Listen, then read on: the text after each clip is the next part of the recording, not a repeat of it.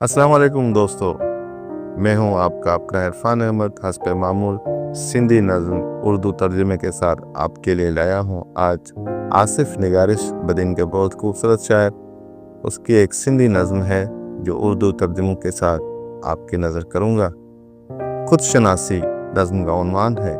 सिंधी में नज़्म है कि तू मुंहिंजो न थी पर कंहिंजो त थी, मुस्तकिल मिजाजी सां कर फ़ैसिलो, पंहिंजे जीवन खे कंहिं साण मंसूब कर, को नओं रब्त ॾे, को नओं ज़ाब्तो, जियापो जवाज़न बिना नाहे मुमकिन, थोरो ई सही पाण ते क़यास कर, जे तू कंहिंजो बि जेकर नथो थी सघीं यार, पंहिंजो त थी यार, पंहिंजो त थी।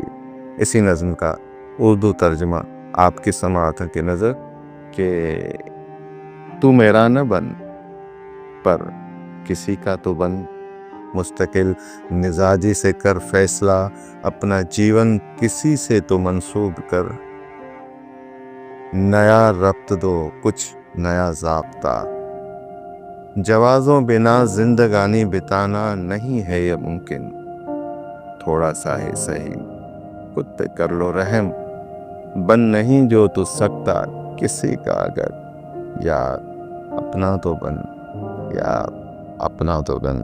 बहुत बहुत शुक्रिया।